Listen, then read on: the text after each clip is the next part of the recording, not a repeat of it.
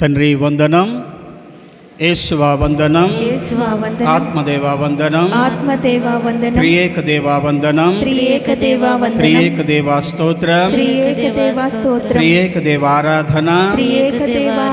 Praise the lord, praise the lord, praise the lord. క్రీస్తునాథుని యందు ప్రేమైన దేవుని బిడ్డలారా, ఈ దివ్య బలి పూజలో దేవుడు ప్రత్యక్షమవుతూ మనందరినీ కూడా ఒక వరాన్ని కోరుకోమని అంటూ ఉన్నాడు. దేవుడు ప్రత్యక్షమై ఒక వరాన్ని కోరుకోమంటే ఏ వరాన్ని కోరుకుంటాం? ఇది మనమందరం కూడా, ప్రతి వ్యక్తి కూడా ఆత్మ పరిశీలన చేసుకునేటటువంటి సమయం. దేవుడు నాకు ప్రత్యక్షమైతే ఒక వరాన్ని కోరుకోమని అడిగితే నేను ఏ వరాన్ని కోరుకుంటాను? ఏ వరాన్ని కోరుకుంటారు? చిన్నపిల్లలు అయితే అంటారు, రేపొద్దున ఎగ్జామ్ ఉంది, నేను చదవలేదు, ఎగ్జామ్లో నాకు 100కి 100 మార్కులు వచ్చేలాగా చేయి దేవా అని కోరుకుంటారు కదా. ఎగ్జామ్లో 100కి 100 మార్కులు వచ్చేలాగా చేయమని కోరుకుంటారు. అడుగుతారా? కుటుంబ సమస్యలు ఉన్నవారు, నా కుటుంబంలో సమస్యలు ఉన్నాయి, సమస్యల నుండి నన్ను విడుదల దయచేయి అని కోరుకుంటారు. అనారోగ్యంతో బాధపడేవారు నాకు మంచి ఆరోగ్యాన్ని దయచేయమని కోరుకుంటారు.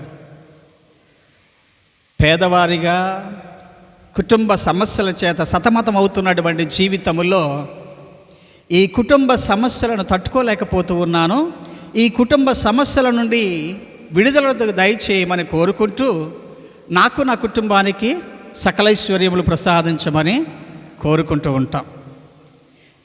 ఇది మానవుని యొక్క నైజం, అంతే కదా. ఇది మానవుని యొక్క నైజం. ఎందుకంటే మానవుని యొక్క జీవితం సుఖ సంతోషములతో, వ్యాధి బాధలతో, కష్ట సుఖాలతో కలగలిపినటువంటి జీవితం ఈ మానవ జీవితం. అందుకే ఈ కుటుంబ వ్యవస్థ నుండి, ఈ సమస్యల నుండి విడుదల కావాలని కోరుకుంటూ ఉంటాం. మంచి సంతోషమైనటువంటి జీవితాన్ని ఇమ్మని కోరుకుంటూ ఉంటాం. ప్రియమైనటువంటి దేవుని బిడ్డలారా, ఎంత గొప్ప ధనవంతుడికైనా సరే, కోటీశ్వరుడికైనా సరే కష్టాలు, బాధలు, శ్రమలు ఉంటూనే ఉంటాయి. వాటి నుండి ఎవరు కూడా తప్పించుకోలేరు.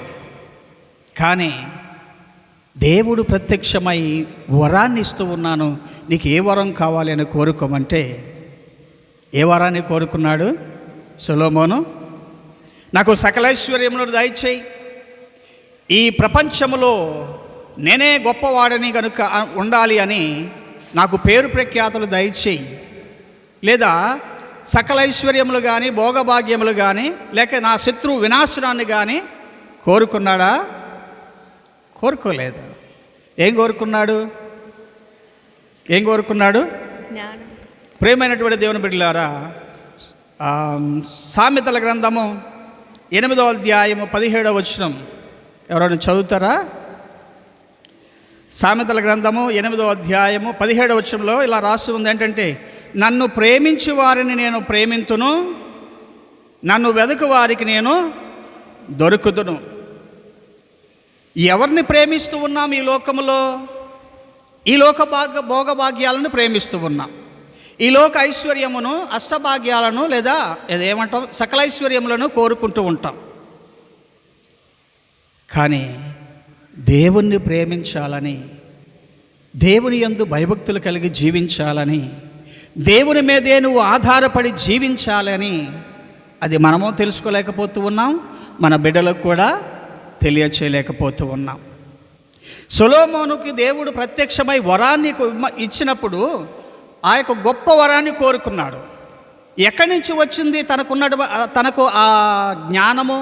దేవుని మీద భయభక్తులు చూపాలని, దేవుని మీద ఆధారపడాలి అని ఎవరు నేర్పించారు అని అంటే, ప్రేమైనటువంటి దేవుని బిడ్డలారా, దావీదు మహారాజు దేవుణ్ణి ప్రేమించాడు, దేవుణ్ణి వెదికాడు కనుకనే గొర్రెలు కాచుకునే వాడిని తీసుకెళ్ళి గొప్ప రాజుని చేశాడు ఇజ్రాయేలు ప్రజలకు. ఆయన అంటూ ఉన్నాడు, రాజుల మొదటి గ్రంథము 2వ అధ్యాయములో మొదటి 4 వచనాలు మనం చూసినట్లయితే అక్కడ దావీదు రాజు తన యొక్క తుది పలుకులతో మరణానికి ముందు తన కుమారుడైనటువంటి సొలొమోనుకు తెలియచేస్తూ ఉన్నాడు. ఏమనంటే, దేవుని యందు భయభక్తులు కలగ జీవించమని అంటూ ఉన్నాడు. దావీదు మరణం ఆసన్నము కాగా అతడు సొలొమోనును పిలిచి ఇట్లా ఆజ్ఞాపించాను, నాయనా, నేను కన్ను మూయ గడియలు వచ్చినవి, నీవు ధైర్యముతో స్థైర్యముతో మెలగవలయును. ప్రభువునకు లోబడి ఉండుము, మోషే ధర్మశాస్త్రమునందలి ఆజ్ఞలన్నిటినీ పాటింపుము.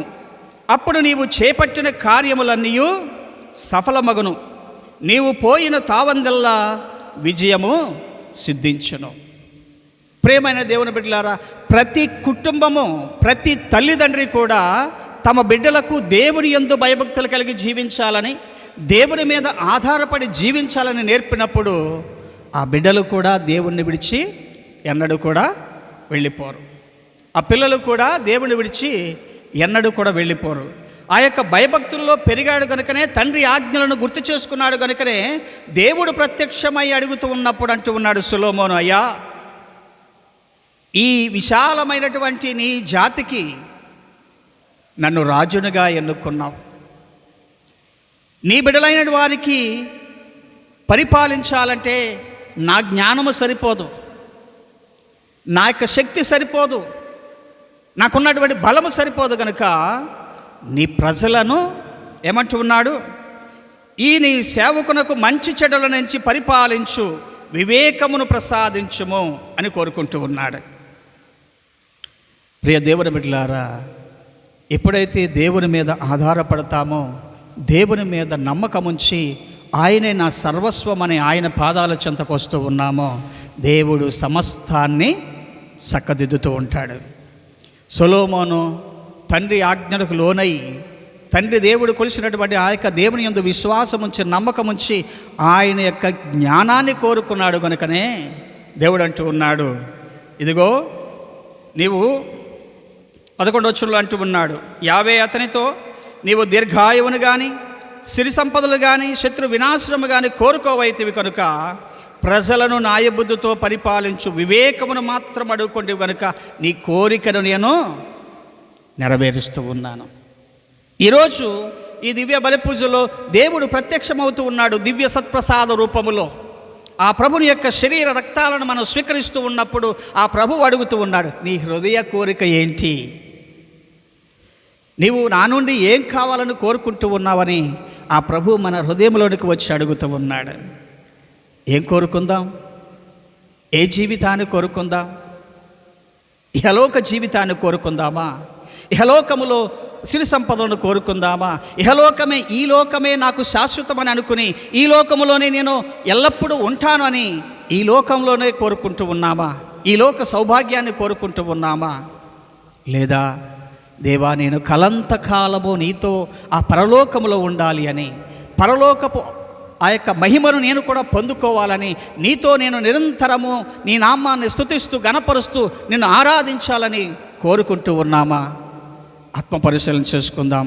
ప్రియమైనటువంటి దేవుని బిడ్డలారా, మన బిడ్డలకు ఏమి నేర్పిస్తూ ఉన్నాం? కుటుంబ జీవితంలో ఆత్మ పరిశీలన చేసుకుంటూ తల్లిదండ్రులుగా నా బాధ్యత ఏంటి? దేవుడు ఇస్తూ ఉన్నాడు బాధ్యత. సొలొమోనుకు బాధ్యత అప్పగించాడు. ఏదది? నా ప్రజలను పరిపాలించు. కుటుంబ వ్యవస్థలో ఒక తండ్రిగా నీ యొక్క కుటుంబాన్ని పరిపాలించమని, నీ కుటుంబాన్ని చక్కదిద్దమని, నీ కుటుంబాన్ని నా యందు దేవుని యందు భయభక్తులు కలిగి జీవించే బిడ్డలుగా నీ బిడ్డలను పెంచమని తండ్రిగా నీకు బాధ్యతను అప్పగించాడు. ఒక తల్లిగా నీకు భర్తకు బిడ్డలకు సేవ చేస్తూ ఒక మంచి క్రైస్తవ కుటుంబ జీవితంలో ఒక మంచి గృహిణిగా జీవించమని దేవుడు నీకు బాధ్యతను అప్పగిస్తూ ఉన్నాడు. బిడ్డలుగా తల్లిదండ్రులకు విధేయత కలిగి జీవిస్తూ దేవుని యందు భయభక్తుల్లో జీవించమని బిడ్డలకు బాధ్యత అప్పగిస్తూ ఉన్నాడు. ప్రియమైనటువంటి దేవుని బిడ్డలారా, ఏ విధంగా నాకు అప్పగించినటువంటి బాధ్యత కోసం దేవుని యొక్క సహాయాన్ని కోరుకోగలుగుతూ ఉన్నాను అని ఆత్మ పరిశీలన చేసుకుందాం. ఈ దివ్య బలి పూజలో పరలోకపు జీవితం గురించి ప్రభు తెలియజేస్తూ ఉంటూ ఉన్నాడు. ఈనాడు సువిశేషపట్నంలో దేనిని వెతుకుతూ ఉన్నావు, దేనిని వెతుకుతూ ఉన్నావు అని అడుగుతూ ఉన్నాడు. ప్రియమైనటువంటి దేవుని బిడ్డలారా, నన్ను ప్రేమించు వారిని నేను ప్రేమిస్తూ ఉన్నాను, నన్ను వెతుకు వారికి నేను దొరుకుతూ ఉన్నానంటూ ఉన్నాడు. పరలోకపు జీవితాన్ని, జ్ఞానమునకు మూలాధారమైనటువంటి ప్రభుని మనం వెతికినప్పుడు సమస్తము మనకు సమకూరి జరుగుతూ ఉన్నాయి. ఈనాటి సువిశేషపట్నంలో పరలోకము గురించి తెలియచేస్తూ ఒక పొలంలో పనిచేసేటటువంటి వ్యక్తి, సేవకుడు పనిచేస్తూ ఉన్నాడు. ఒక నిధిని కనుగొన్నాడు. ఆ నిధి కోసం, ఆ విలువైన దానికోసం తన సమస్తాన్ని దాన్ని అమ్మివేశాడు, త్యజించాడు, వదిలివేసి ఆ నిధిని తన యొక్క సొంతం చేసుకున్నాడు.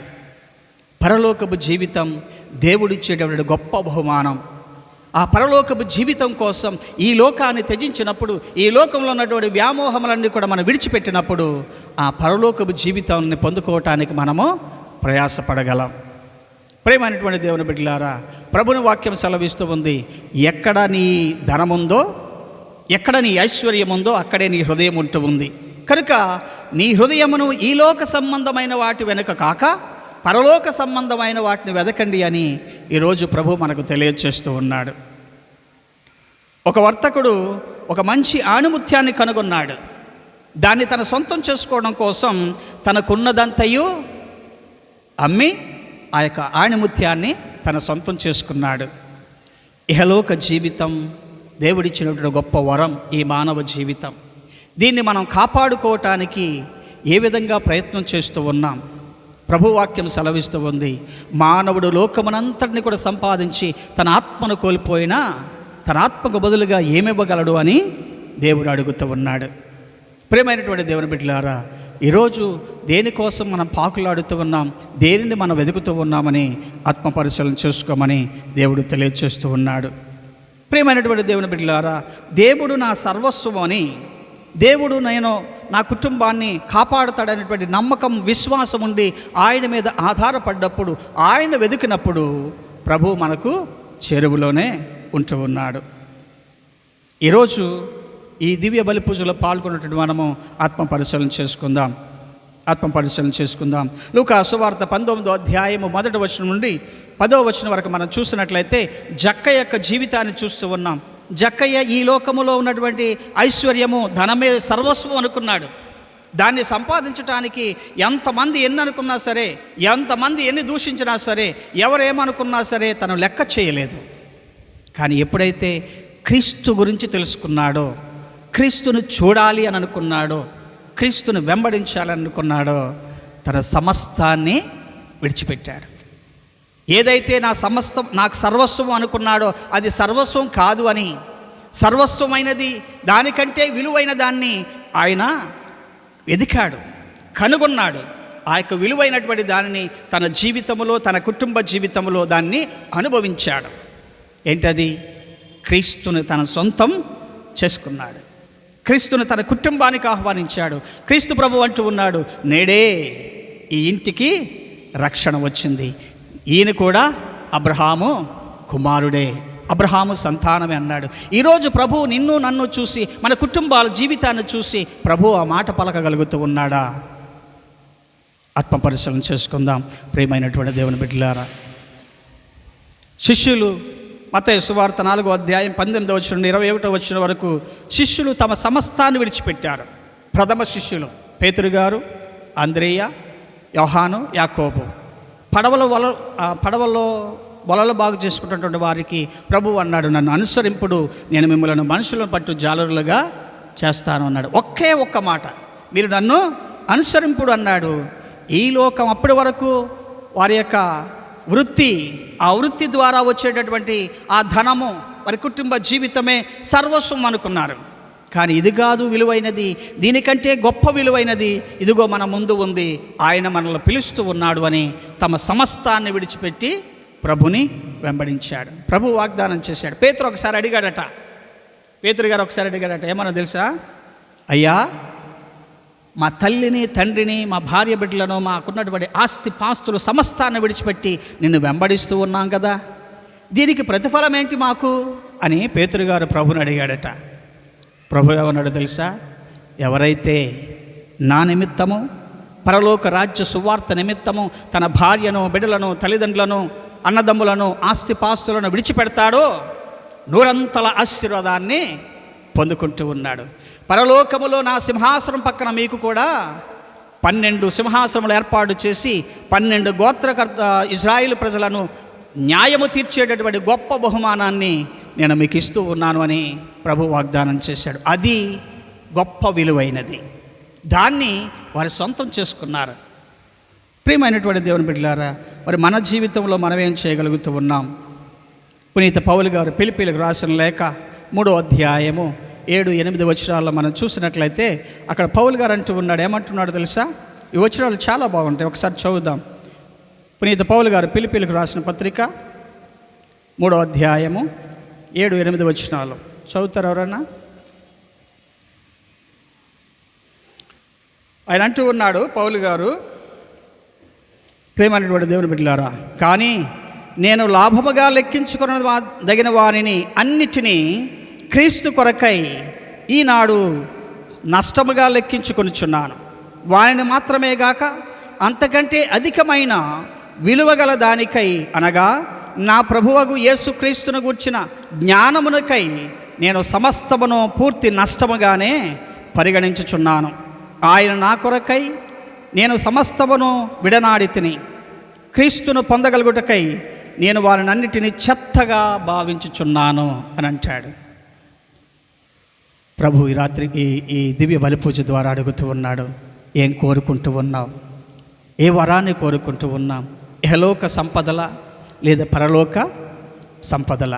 పరలోక జీవితమా, ఇహలోక జీవితమని ప్రభు మనల్ని అడుగుతూ ఉన్నాడు. మరి ఏ వరాన్ని కోరుకుందాం? ఈ దివ్య బలిపూజలో ఆత్మ పరిశీలన చేసుకుందాం. ప్రియమైనటువంటి దేవుని బిడ్డలారా, ఒక విషయం గుర్తుపెట్టుకోండి, నన్ను ప్రేమించు వారిని నేను ప్రేమించుదును, నన్ను వెదుకు వారికి నేను దొరుకుదును అని ప్రభు అంటూ ఉన్నాడు. ఎవరిని ప్రేమిస్తూ ఉన్నాం? దేన్ని ప్రేమిస్తూ ఉన్నాం? ఎవరిని వెతుకుతూ ఉన్నాం? దేనికోసం వెతుకుతూ ఉన్నాం అని ఆత్మ పరిశీలన చేసుకుంటూ ప్రభు ఇంకో వాగ్దానం చేస్తున్నాడు. ఈనాటి 2వ పట్టణంలో పునీత పౌలు గారు రోమిలకు రాసిన లేఖలో అంటూ ఉన్నాడు, దేవుని ప్రేమించు వారికి, అనగా ఆయన ఉద్దేశానుసారము పిలువబడిన వారికి అన్నీయును మంచికే సమకూరి జరుగునట్లు దేవుడు చేయునని మనము ఎరుగుదము. ఆ విషయము మనం తెలుసుకున్నట్లయితే పరలోకపు జీవితాన్ని ప్రసాదించే దేవుడు, సకల ఐశ్వర్యములను ప్రసాదించే దేవుడు, సకల ఐశ్వర్యములు తన యందు గుప్తమై ఉన్నవి అని పునీత పౌలు గారు తెలియచేస్తూ ఉన్నటువంటి విషయాన్ని గుర్తు చేసుకుందాం. ఈనాడు దివ్య బలిపూజలో, ప్రభువా, నేను ఈ లోకంలో జీవిస్తూ ఉండగా దేనికోసం పాకులాడుతూ ఉన్నాను? దేనికోసం వెతుకుతూ ఉన్నాను? ఎందుకోసం జీవిస్తూ ఉన్నాను? ఈ లోకము శాశ్వతమైనదా, లేదా నీవు ప్రసాదించేటటువంటి ఆ నిత్య జీవము శాశ్వతమైనదా అని గుర్తెరుగుతూ నన్ను నేను ఆత్మ పరిశీలన చేసుకుంటూ దివ్య బలిపూజలో నన్ను, నా కుటుంబాన్ని సమర్పించి అడుగుతూ ఉన్నాను గనుక మాకు సహాయము దయచి నీ జ్ఞానమును ప్రసాదించు ప్రభువా అని ప్రార్థన చేసుకుందాం. దేవుడు మిమ్మలను, మీ కుటుంబాలను నూరంతలుగా ఆశీర్వదించుదురుగాక. అందరూ కూడా లేచి నిల్చుండి మన